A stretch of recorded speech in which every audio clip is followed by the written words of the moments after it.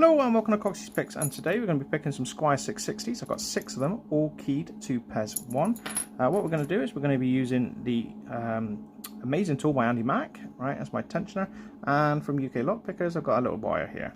Now the plan is that I'm going to do 6 all with the same key bitting, but I'm going to show that the levers bind differently and hopefully talk you through the process so that you can better understand how to leave a lockpick.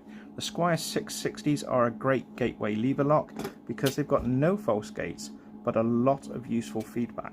So first thing you want to do is you want to take your tensioner in like so, right, and you want to make sure that you can spin it around, and you'll feel some heavy resistance when your tension bar gets to this point. This is because your raised part of the tensioner is now impacted with the bolt and is applying tension to the shackle. If you're not sure, you can always just rest your finger on the shackle and you'll feel it bind in.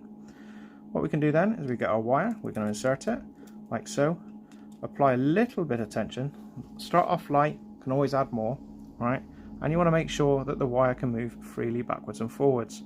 Right, once you can make sure it can move forwards and backwards, you're going to flip it so it's at this angle, and then you're going to pull it all the way to the front. This is pulling against the actual face of the lock, and we're going to be looking for the levers.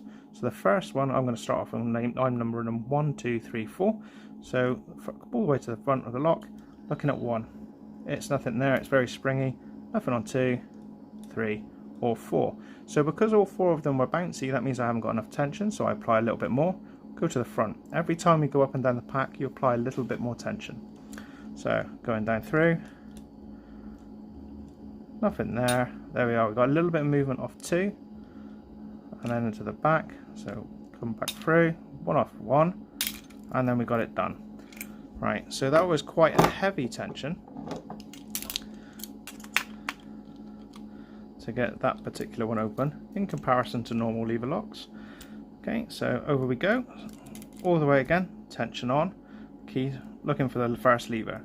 First lever, springy, second springy, third springy, all too springy, right, okay.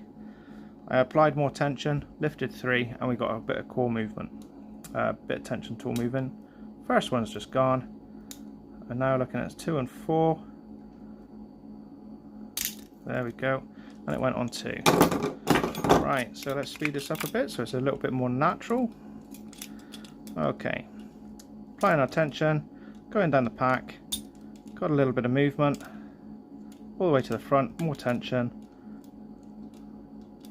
and we are looking now for the binder, which we found.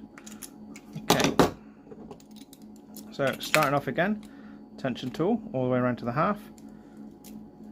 In we go, making sure that we're going to find lever 1. Mediocre tension to start off with. 1, 2, 3. We've got some movement. You saw it all jump. Go back, find number 4. Come to the front. Number 1, got some movement. Number 2, we got this one open. Perfect. Moving on to number 5. In we go. Quickly go. Nothing on 1, 2, 3, or 4. 4 got some movement. So we're going to stick with that tension on this one. Got a 1, got a little bit of movement now. And 2, got it done. So there we are. Didn't even have to touch 3. I probably nudged it as I went through, to be honest, but going in. Right. Light tension again, going to the back. Nothing on 1, 2, 3, 4. More tension. Nothing on 1, 2, 3. Fingers slipping.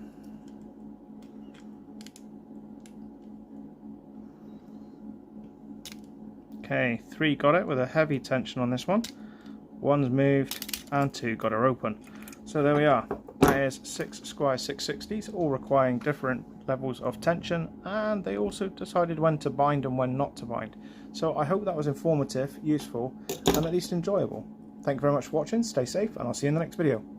Goodbye.